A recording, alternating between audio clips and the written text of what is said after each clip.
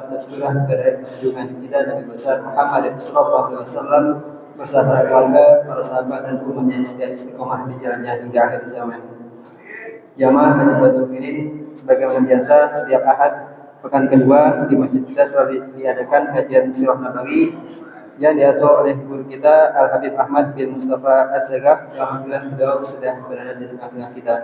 Dan sebelum kajian dimulai, mari sama-sama kita bacakan surah Al-Fatihah yang mana pahalanya kita hadiahkan kepada kita dan keluarga kita, kepada kedua orang tua kita dan kepada guru kita. Semoga Allah diberikan rahmat dan maghfiratnya. Ala hadinya wa ala kulli sholihat. Al-Fatihah.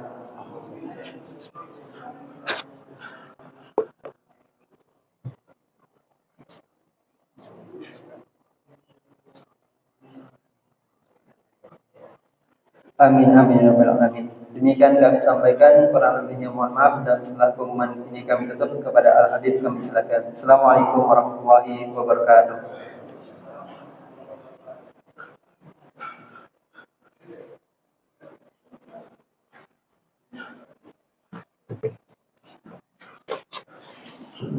Assalamualaikum warahmatullahi wabarakatuh.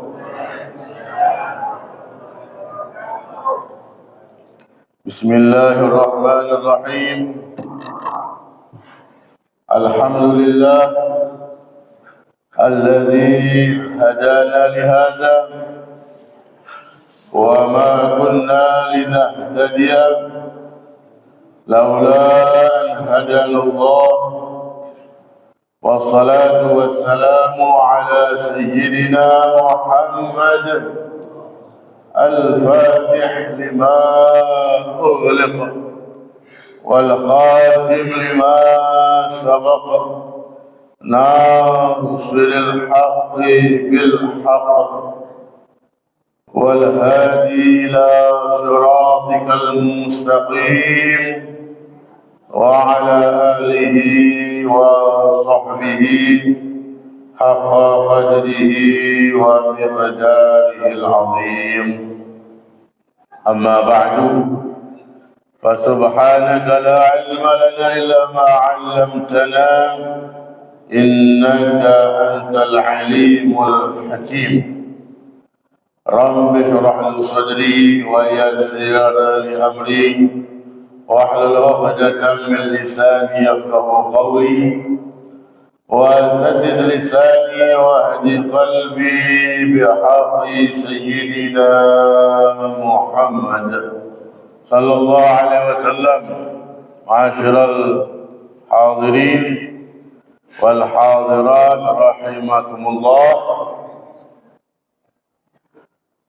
13 tahun Nabi kita Muhammad sallallahu alaihi wasallam dakwah di Mekah, dari usia beliau 40 tahun sampai usia beliau 53 tahun.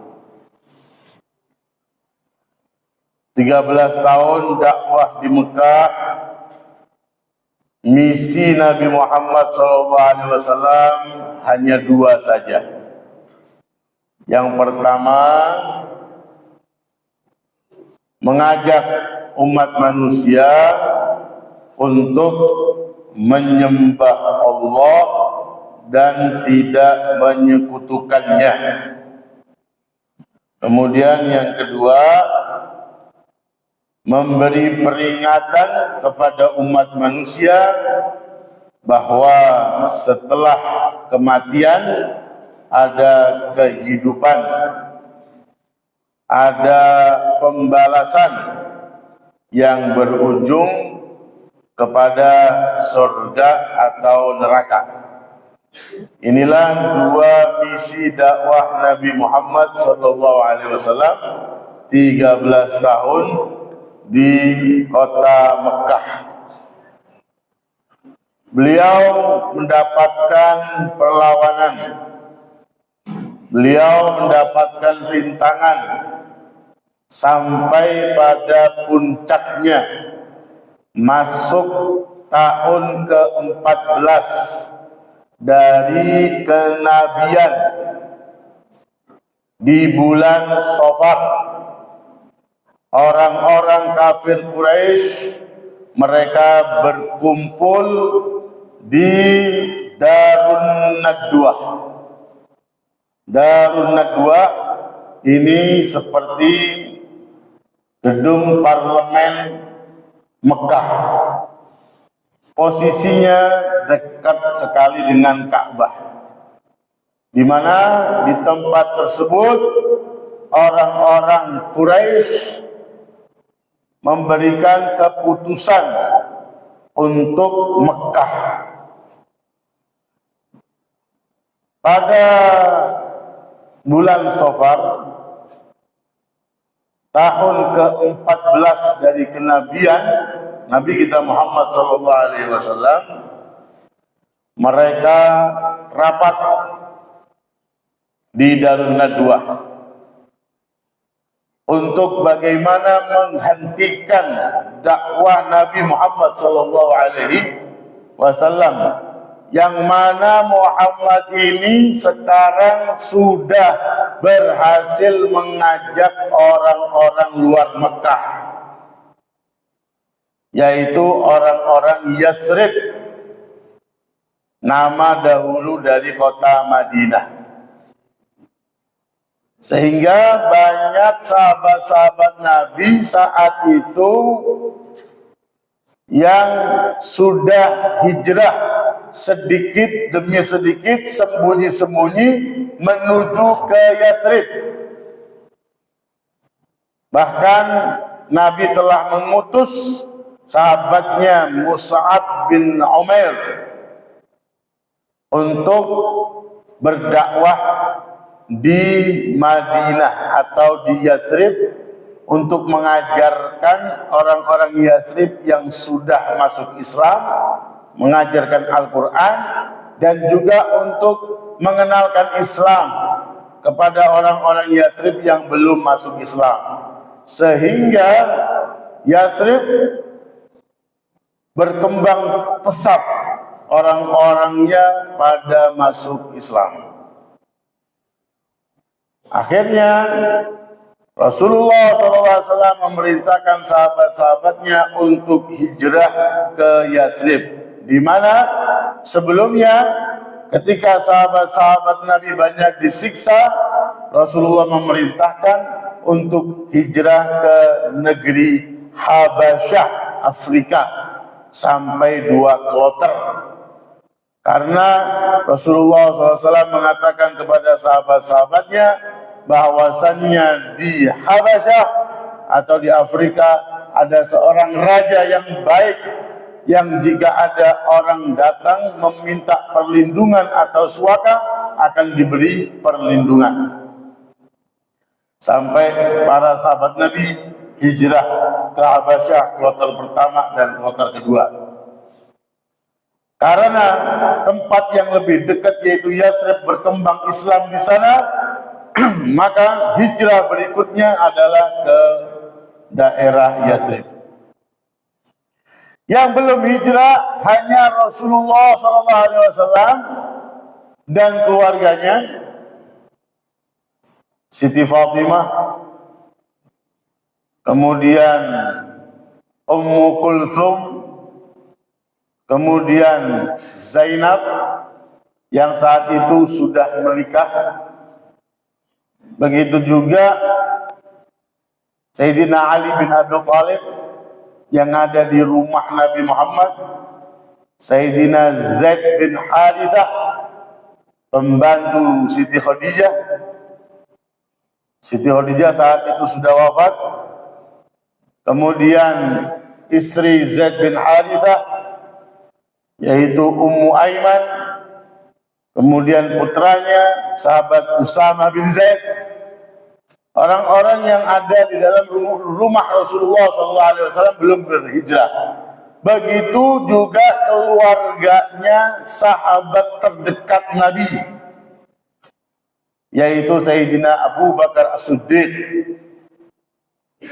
Begitu juga istri beliau, putri beliau Siti Asma, Siti Aisyah, putra beliau Abdullah bin Abu Bakar. Belum hijrah, karena Rasulullah tidak mengizinkan Abu Bakar untuk berangkat. Begitu juga sahabat-sahabat Nabi yang menjadi pembantu atau budak orang-orang kafir Quraisy. Hanya mereka yang belum hijrah. Semuanya sudah hijrah.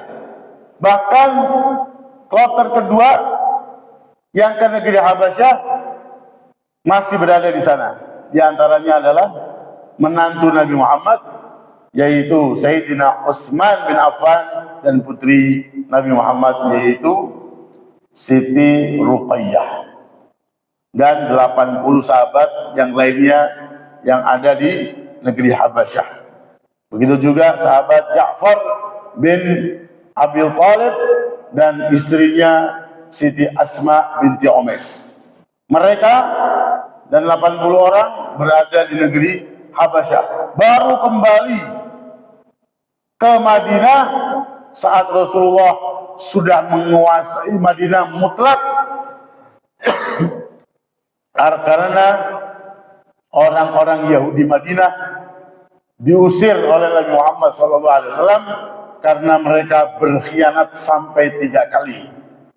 Sehingga Madinah bersih dari para pengkhianat, yaitu orang-orang Yahudi, dengan peristiwa perang Khaybar tahun 7 Hijriah. Maka sahabat-sahabat Nabi yang ada di negeri Habasyah 80 orang kembali ke Madinah, kembali kepada keadaan Rasulullah di Mekah. Sekali lagi 14 tahun setelah kenabian, bulan Safar. Orang-orang kafir Quraisy rapat bagaimana cara menghentikan dakwah Muhammad. Ada yang mengusulkan, bagaimana kalau Muhammad kita usir saja? Ada yang menyanggah, kalau Muhammad kita usir keluar, maka masih ada nanti yang tertarik kepada dakwah Nabi Muhammad, dan orang-orang Mekah akan keluar ke sana, akan keluar ke Nabi Muhammad SAW. Apalagi sekarang sudah jelas banyak yang masuk Islam, orang luar. Akhirnya ada yang mengusulkan, bagaimana kalau Muhammad kita tahan saja di sini, di penjara. Kemudian ada yang protes, kalau Muhammad kita penjara di sini, maka pengikutnya akan nyari mana Nabi kita, akan dicari. Kalau ternyata kita yang memenjarakan dia, maka akan terjadi perang besar Mekah dengan luar Mekah, diantaranya Yathrib. Akhirnya ada usulan jahat, yaitu bagaimana kalau Muhammad kita bunuh saja. Kemudian sepakat. Ini disebutkan di dalam Al-Quran. Wa idh yamkuru bikal ladzina kafaru liyusbituka au yaktuluka au yukhrijuka. Dan ketika orang-orang kafir bermakar jahat kepadamu wahai Muhammad untuk menahan kamu, atau untuk membunuh kamu, atau untuk mengusir kamu. Wa yamkuruna wa yamkurullahu wallahu khairul makirin. Akhirnya mereka sepakat Nabi Muhammad SAW mau dibunuh. Ketika mereka sepakat dalam rencana jahat ini, langsung Allah yang Maha mengetahui, Maha mendengar, Maha melihat, langsung memberi kabar kepada kekasihnya Nabi Muhammad SAW. Ada perintah dari Allah, la tabit hadhil ailah ala firashika alladhi bitta alaih. wahai Muhammad, malam ini rapatnya pagi. Malam ini kamu jangan tidur di tempat kamu. Malam ini juga kamu harus keluar dari Mekah. Mendapatkan informasi seperti ini dari Allah Subhanahu wa taala, perintah untuk hijrah. Maka Rasulullah SAW pada siang tengah hari beliau keluar dari rumahnya menuju rumah sahabatnya, yaitu Sayyidina Abu Bakar As-Siddiq. Kemudian Rasulullah mengatakan, wahai sahabatku, sekarang Allah telah mengizinkan aku untuk hijrah ke Yathrib atau ke Madinah. Akhirnya Sayyidina Abu Bakar mengatakan, as-suhbah ya Rasulullah, aku temani Anda wahai Rasulullah. Nabi menjawab, na'am. Akhirnya Sayyidina Abu Bakar gembira karena bisa menemani Nabi Muhammad SAW hijrah. Akhirnya Sayyidina Abu Bakar langsung mempersiapkan 2 ekor onta dengan perbekalannya, kemudian sewa penunjuk jalan namanya Abdullah bin Uraiqid, belum Islam. Abdullah bin Uraiqid belum Islam. Dan Sayyidina Abu Bakar perintahkan Abdullah bin Uraiqid untuk membawa keluar terlebih dahulu 2 ekor onta ini, yang kemudian nanti janjian di Jabal Sur. Janjian ketemu di sana 3 hari setelah ini. 3 hari kemudian janjian di sana. Kemudian Rasulullah SAW mengatur strategi dan Rasulullah mengatur rencana jalan menuju Yathrib atau Madinah, jalur yang tidak biasa, rapat. Kemudian setelah itu Sayyidina Abu Bakar perintahkan pembantunya, yaitu Amir bin Fuhairah. Amir bin Fuhairah untuk menghilangkan jejak dengan mengembala kambing di sekitar Gunung Sur. Dan Rasulullah Sayyidina Abu Bakar As-Siddiq juga memerintahkan putranya Abdullah bin Abu Bakar, setiap malam kalau Rasulullah dan Sayyidina Abu Bakar sudah berada di Jabal Sur, Gunung Sur, setiap malam memberikan informasi bagaimana orang-orang Mekah, bagaimana rencana mereka. Sepakat Rasulullah kembali lagi ke rumahnya. Abdullah bin Uraiqid berangkat membawa 2 ekor onta keluar, dan Rasulullah menjanjikan Abu Bakar As-Siddiq ketemu di luar Mekah. Ketemuan di luar Mekah maksudnya sampai rumah penduduk nggak ada, ketemu di situ. Malam tiba dan orang-orang kafir Quraisy mereka mengerahkan 11 orang. 11 orang ini berbeda suku. Kenapa?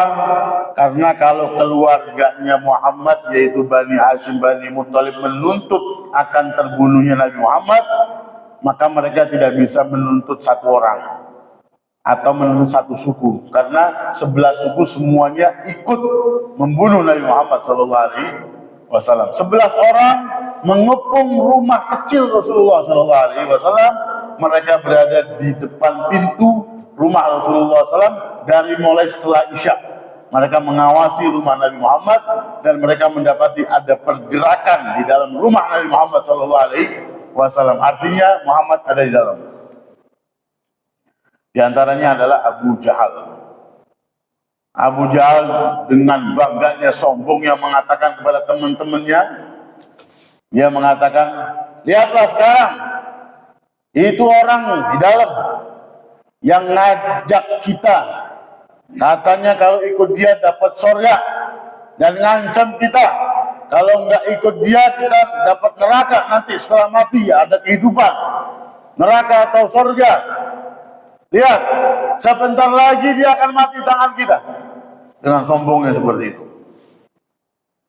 Akhirnya begitu sudah masuki tengah malam, Rasulullah SAW sebelum orang kafir masuk menggeruduk rumah Rasulullah SAW, Rasulullah keluar terlebih dahulu. Keluar beliau dari rumahnya yang mana sebelumnya memerintahkan Sayyidina Ali untuk tidur tempat di ranjangnya supaya orang kafir mengira Nabi Muhammad masih ada di situ. Rasulullah keluar, buka pintu sambil membaca waja'alna min baini aydihim saddan wa min khalfihim saddan faghshaynahum fahum la yubsirun. Dan kami jadikan depan mereka, belakang mereka hijab sehingga mereka tidak melihat. Buka pintu, mereka semuanya dibutakan oleh Allah Subhanahu wa taala. Mata mereka seakan-akan di depannya itu ada hijab, tidak melihat Nabi Muhammad SAW keluar. Nabi mengambil tanah, kemudian diawurkan di atas kepalanya semua 11 orang itu. Kemudian Rasulullah berhasil melewati mereka dan ketemu dengan Sayyidina Abu Bakar As-Siddiq. Ngambil jalurnya bukan jalur menuju ke Madinah, tapi menuju sebaliknya itu ke arah Yaman. Kalau ini Mekah, ini Madinah, bukan ke sana. Tapi siasat Nabi Muhammad menuju ke arah Yaman. Nanti dari arah Yaman, kemudian muter pesisir pantai terus, kemudian sampai ke Madinah. Itulah jalur hijrahnya Rasulullah SAW. Kemudian ada satu orang dari mereka datang, selain yang 11 ini. Datang, dia kaget melihat 11 orang ini semuanya bengong semuanya. Akhirnya dia bilang kepada mereka, "Hei sahabat-sahabatku, ngapain kamu di sini? Nungguin apa? Udah tengah malam lewat." Dengan ucapannya dia sadar semuanya. Ternyata mereka baru saja terhipnotis dengan ayat waja'alna min baini aydihim saddan wa min khalfihim saddan faghshaynahum fahum la yubsirun. Baca kalau lagi didatangin penagih utang biar nggak kelihatan. Kemudian setelah itu mereka langsung menggeruduk rumah Nabi Muhammad SAW. Didapati ada orang yang tidur menggunakan selimut hijau. Nabi Muhammad punya selimut warna hijau. Begitu dibuka ternyata bukan Rasulullah SAW, yaitu Sayyidina Ali bin Abi Thalib. Ditanya, "Mana Muhammad?" Nggak tahu. "Mana Muhammad?" Nggak tahu. Akhirnya Sayyidina Ali dibawa, diseret menuju Ka'bah, diinterogasi di situ. Namun tetap diam Sayyidina Ali. Tidak tahu. Terus begitu. Sampai dipukuli Sayyidina Ali bin Abi Thalib di Ka'bah, diintegrasi oleh orang-orang kafir. Mereka kesal, marah karena Muhammad lolos dan dicari ke rumahnya Sayyidina Abu Bakar, temannya. Mereka ke rumah Sayyidina Abu Bakar, digeruduk rumah Sayyidina Abu Bakar. Yang keluar adalah putrinya Siti Asma. Abu Jahal tanya, "Mana ayah kamu?" Nggak tahu jawabannya, nggak tahu. Akhirnya Siti Asma binti Abu Bakar ditempeleng oleh Abu Jahal sampai berdarah dan sampai antingnya itu lepas, ditempeleng oleh Abu Jahal. Akhirnya mereka rapat untuk menemukan hidup atau mati Muhammad dan Abu Bakar. Bahkan mengadakan sayembara, siapa yang dapat? Satu orang dapat 100 ekor onta. Mereka mengerahkan semuanya ke segala arah cari Nabi Muhammad SAW dan Sayyidina Abu Bakar. Kemudian menaiki Gunung Thor, dan di paling atas ada lubang kecil, hanya muat 2 orang. Ada lubang depannya, ada atasnya juga. Kemudian ada yang di bawah, masuk dari bawah. Sayyidina Abu Bakar masuk karena gelap tengah malam. Sayyidina Abu Bakar bilang kepada Nabi Muhammad SAW, Ya Rasulullah, saya akan masuk dulu, saya akan periksa. Saya khawatir ada serangga atau ada binatang yang berbisa. Ada kalajengking atau ular. Diperiksa, kemudian ada lubang-lubang. Lubang ditutupi dengan kain yang dibawa oleh Sayyidina Abu Bakar. Jadi dirobek kain yang beliau pakai, kemudian dimasukkan ke lubang tersebut, ditutupi lubang tersebut. Ternyata masih ada 2 lubang lagi. Akhirnya 2 lubang itu ditutup dengan kaki Sayyidina Abu Bakar As-Siddiq malam itu, malam pertama, yaitu malam Jumat. Malam Jumat tanggal 27 Safar, akhir Safar. Kemudian ya Rasulullah, silakan masuk, sudah bersih.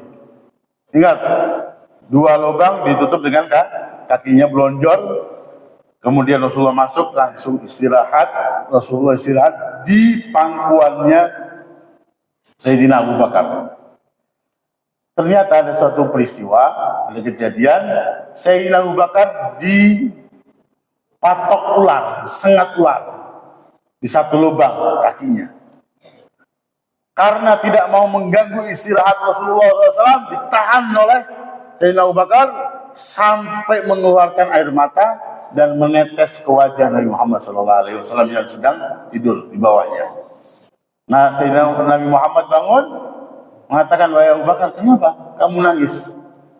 Kenapa kamu nangis? Apa kamu takut? Kata Sayyidina Abu Bakar, tidak ya Rasulullah. Kaki saya sepertinya disengat ular, dipatok ular. Akhirnya oleh Rasulullah SAW kemudian diambil ludah Nabi Muhammad, kemudian dioleskan ke kakinya. Seketika itu juga hilang rasa sakitnya. Ini kisah dari Sayyidina Abu Bakar sendiri. Para ulama mengatakan begini. Ingat satu hadis ini. Hadis yang sahih disebutkan, "Ma min syai'in illa wa ya'lamu anni Rasulullah. Illa usatul jinni wal ins." Tidaklah segala sesuatu makhluk Allah kecuali tahu kalau aku ini adalah utusan Allah. Semua makhluk tahu. Pepohonan, binatang, malaikat, semuanya tahu kalau aku ini adalah Rasulullah. Kecuali 2, manusia dan jin yang Allah tutup hatinya. Tidak kenal dengan aku adalah utusan Allah, yang tidak diberi hidayah sama Allah Subhanahu wa Ta'ala. Begitu juga ular itu tahu Rasulullah SAW. Kata para ulama, kenapa kok sahabat dekatnya Nabi Muhammad itu dipatok ular? Ternyata itu goa diantaranya adalah rumahnya ular. Ular ini seneng Rasulullah singgah di situ. Nah, dia ini mau lihat wajahnya Nabi, pengen lihat wajahnya Nabi, tapi dihalangi oleh kakinya Sayyidina Abu Bakar. Nah, matok itu maksudnya minggir, gue mau lihat, begitu. Mau melihat wajah Rasulullah SAW. Itu kata para ulama rahasia kenapa kok ada kisah Sayyidina Abu Bakar kakinya digigit oleh ular. Di antara hikmahnya itu, makhluk yang namanya ular ini ingin melihat wajah Nabi Muhammad, ada tamu di rumahnya, tapi dihalangi oleh kakinya Sayyidina Abu Bakar As-Siddiq. Malam Jumat, setiap malam Abdullah bin Abu Bakar tengah malam beliau dapat info tentang pengejaran, kemudian sayembara dilaporkan kepada Rasulullah SAW. Laporannya tengah malam Abdullah bin Abu Bakar ke arah Jabal Sur, Gunung Sur. Sebelum fajar terbit, dia sudah balik lagi ke Mekah. Jadi supaya tidak dicurigai, Abdullah bin Abu Bakar seakan-akan tidak kemana-mana. Jadi menuju Gua Surnya tengah malam, kembalinya sebelum fajar, sebelum terbitnya fajar. Dan kemudian jejaknya Abdullah bin Abu Bakar bolak-balik ini selama 3 hari, 3 malam. 3 malam ini dihilangkan jejaknya oleh kambing-kambing yang digembalakan oleh Amir bin Fuhairah, pembantunya Abu Bakar As-Siddiq. Pas 3 malam sudah di situ, malam yang berikutnya yaitu malam Senin, mulai keluar dari Gua Sur. Dan di 3 malam itu hampir saja mereka sebagian kelompok orang-orang kafir yang mencari hampir menemukan ada di atas. Tadi saya bilang ada lubang dia di atas juga, mereka sudah di atas. Kemudian kata Abu Bakar kepada Rasulullah, "Ya Rasulullah, mereka kalau melihat ke bawah saja, melihat kakinya, pasti mereka akan melihat kita. Pasti mereka akan melihat kita." Akhirnya disitulah turun ayat. Allah perintahkan Nabi Muhammad untuk mengatakan kepada temannya, "La tahzan, innallaha ma'ana. Ma dhannuka ya Aba Bakar?" Bagaimana menurut kamu wahai Abu Bakar? Bi itsnaini Allahu salisuhuma. Kalau kita dua orang tapi ada yang ketiga, yaitu Allah Subhanahu wa taala. Akhirnya Sayyidina Abu Bakar merasa tenang, tidak ketakutan. Ini diabadikan dalam Al-Qur'an, kisah pengejarannya ini ketika keduanya ada di Gua Thawr. Allah Subhanahu wa taala berfirman, "Illa tansuruhu."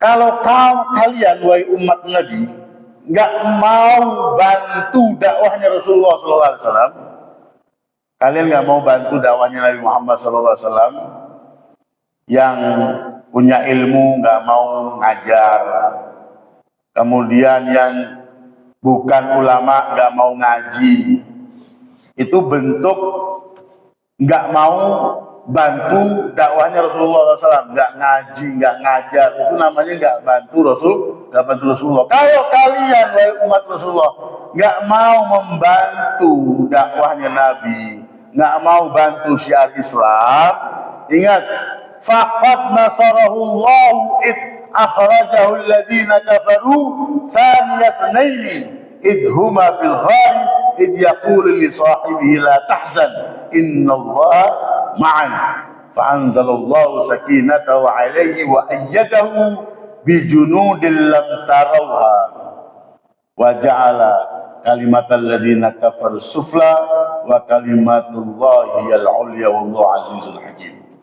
Yang artinya, wahai umat Nabi, kalau kalian nggak mau bantu dakwahnya Nabi, ingat, Allah akan langsung turun tangan bantu dakwahnya Rasulullah SAW. Akan turun tangan langsung membantu Rasulullah SAW. Yaitu apa? Ingat, ketika Nabi Muhammad hanya berdua dengan Abu Bakar As-Siddiq, nggak ada pasukan, nggak ada pengawal, nggak ada bodyguardnya, berdua saja. Ketika keduanya ada di Gua Thawr, ketika mereka hampir ditemukan, hampir saja orang-orang kafir menemukan mereka, disitulah Allah turun tangan langsung. Allah Subhanahu wa taala kerahkan pasukannya, yang mana kalian tidak melihat pasukan tersebut, bukan pasukan tentara, bukan.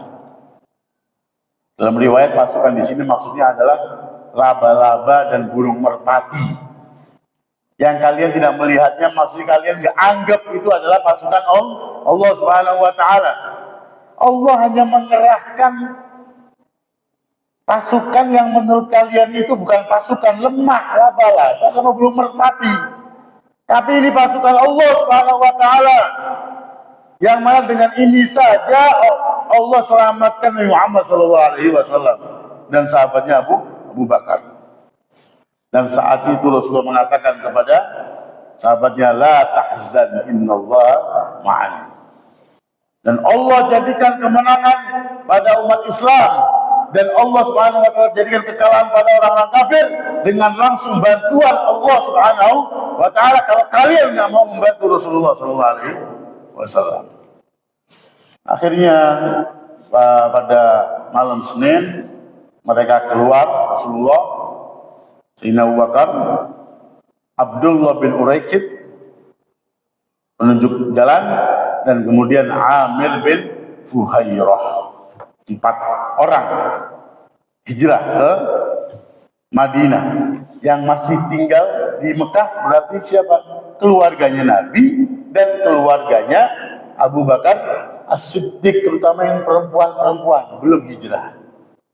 Begitu juga siapa?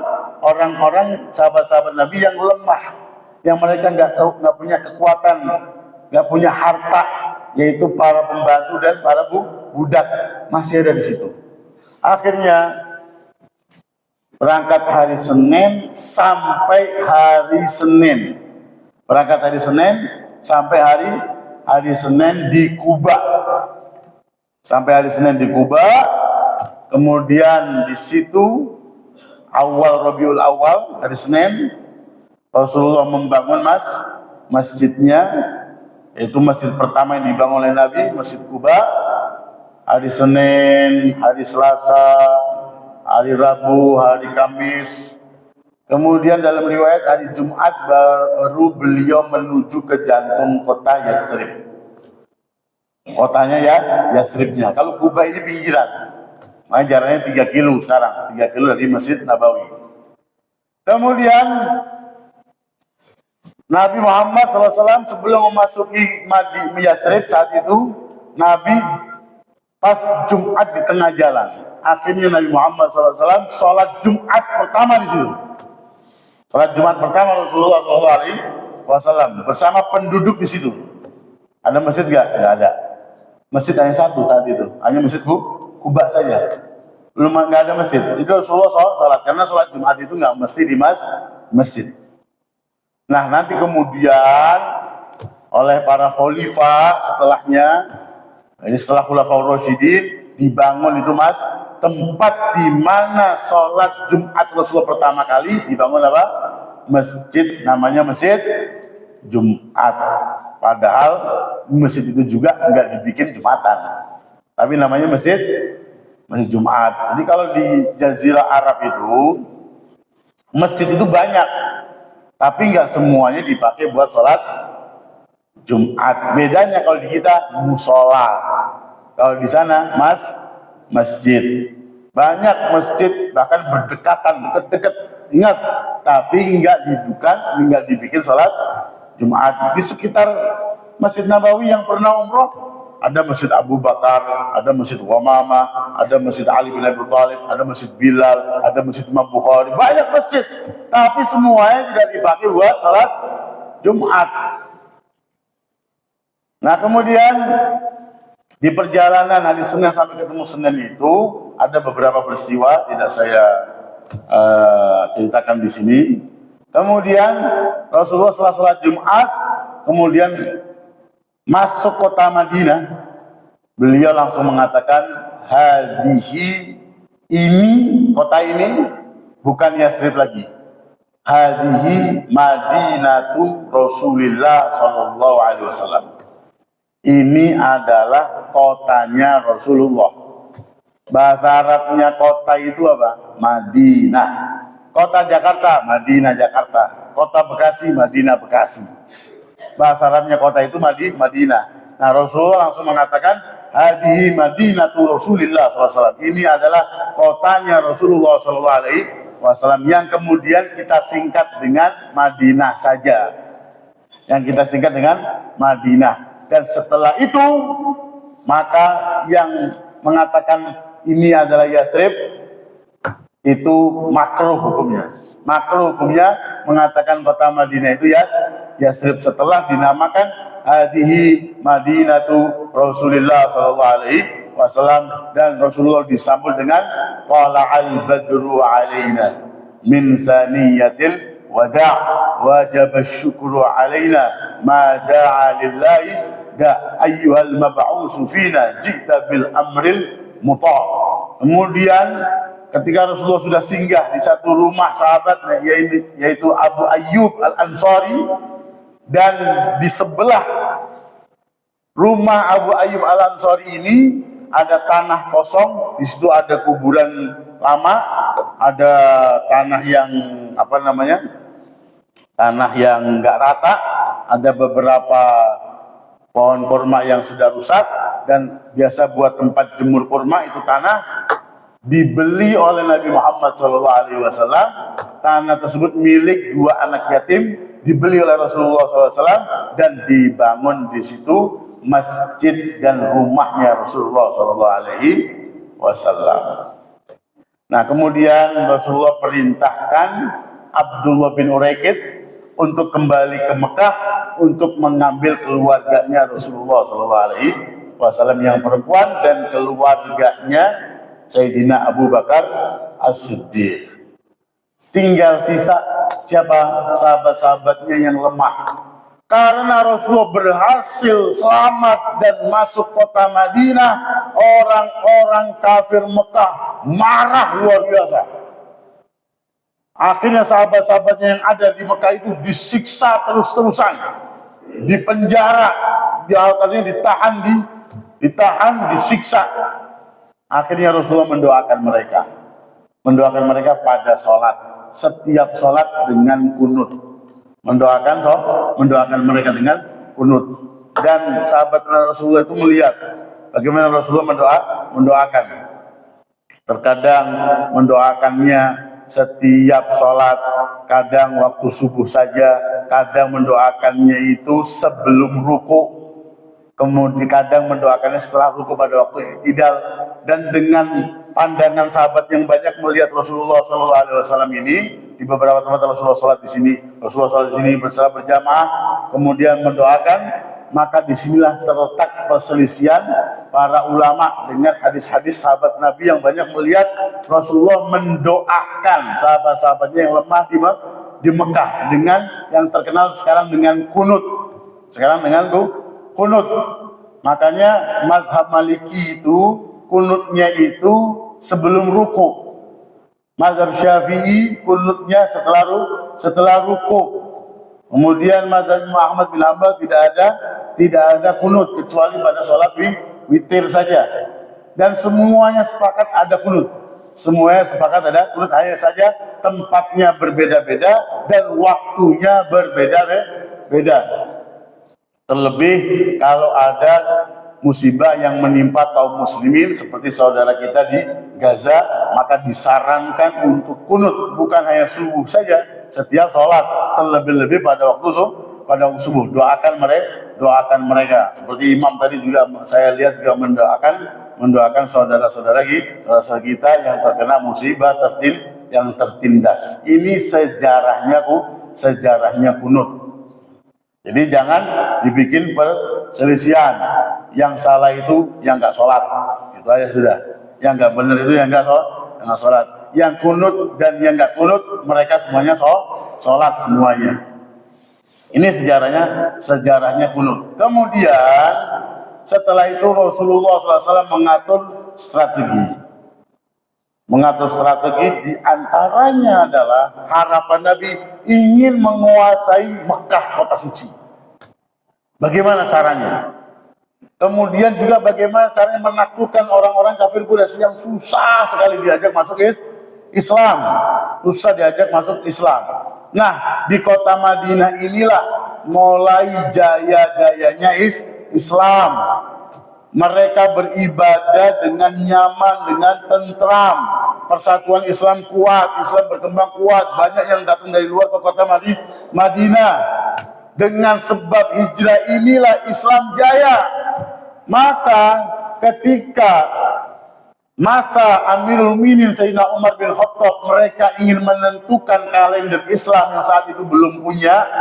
Bulan Muharram sampai Dzulhijjah sudah ada, tapi tahun belum ada. Tahun dikaitkan dengan peristiwa seperti Nabi Muhammad lahir 12 Rabiul Awal tahun gajah. Itu bukan tahun Cina, bukan. Ada tahun ayam, tahun macan. Tahun gajah bukan gajah. Nah, karena 50 hari sebelum lahirnya Nabi ada peristiwa gajah besar yang dijadikan bulldozer buat ngancurin Ka'bah, dikirim dari Afrika ke Yaman untuk Raja Abraha. Maka dikenal tahun itu tahun gajah. Nah, tergantung peristiwa-peristiwa, belum ada tahun Islam. Akhirnya Amirul Mukminin rapat, ada yang mengusulkan bagaimana tahun Islam dimulai dengan lahirnya Nabi. Bagaimana tahun Islam dimulai dengan Nabi Muhammad diutus. Kemudian Sayyidina Ali mengusulkan bagaimana kalau kalender Islam dimulai dengan tahun hijrahnya Rasulullah SAW. wasallam. Setuju semuanya. Kenapa? Karena mulai umat Islam ibadah dengan aman setelah hijrah. Dan Islam mulai kuat jaya setelah hijrah. Punya pemerintahan, punya kota sendiri. Sampai Rasulullah bisa mengatur strategi di Madinah, sehingga di cahaya dari Madinah ini semuanya Jazirah Arab masuk Islam. Mekah sekitarnya, Syam sekitarnya, bahkan dua negara adidaya besar yaitu Romawi dan Persia ditaklukkan sebab cahaya dari Madinah. Nah, kemudian bagi kita sekarang, bagaimana untuk mengikuti hijrahnya Rasulullah SAW? Ingat, setelah Mekah dikuasai oleh Nabi tahun 8 Hijriah atau 8 tahun setelah Rasulullah SAW di Madinah, Rasulullah bersabda seperti ini, la hijrata ba'dal fathi. Tidak ada yang namanya hijrah lagi dari Mekah ke Madinah setelah penaklukan kota Mekah. Sudah Mekah sudah dikuasai Islam, tidak ada fadilahnya hijrah lagi. Yang ada adalah Nabi katakan al-muhajiru man hajara ma nahallahu anhu. Orang yang berhijrah adalah orang yang meninggalkan kemaksiatan. Karena hijrah itu artinya meninggalkan kota menuju kota yang lain. Dan Nabi mengatakan hijrah sekarang adalah kita hijrah pindah meninggalkan kemaksiatan. Makanya momen tahun baru Hijriah 1447 ini, 47 Hijriah ini, tahun baru masih di bulan Muharram ini, mari kita perbaiki diri kita dengan taubat kepada Allah Subhanahu wa ta'ala. Kita minta ampun akan dosa-dosa kita di tahun-tahun yang lalu, dan ke depan semoga Allah jadikan kita hamba-hambanya yang lebih baik, dan Allah berikan keberkahan kepada kita semuanya. Oleh karena itu orang yang taubat dinamakan orang yang hijrah. Dan sekali lagi semoga kita semua bisa hijrah, meninggalkan apa yang dilarang oleh Allah Subhanahu wa ta'ala, dan Allah berikan kita istiqamah, Allah berikan kita panjang umur, sehat, afiat, Allah wafatkan kita husnul khatimah. Amin ya rabbal alamin. Allahumma hadina bihudak waj'alna mimman yusari fi ridhak wa la tuwallina waliyan siwak wa la taj'alna mimman khalafa amraka wa asab wa hasbunallahu wa ni'mal wakil wa la hawla wa la quwwata illa billahi al-'aliyyil 'azhim. Sallallahu alaihi wasallam Muhammadin wa ala alihi wa sallam. Walhamdulillahi rabbil alamin.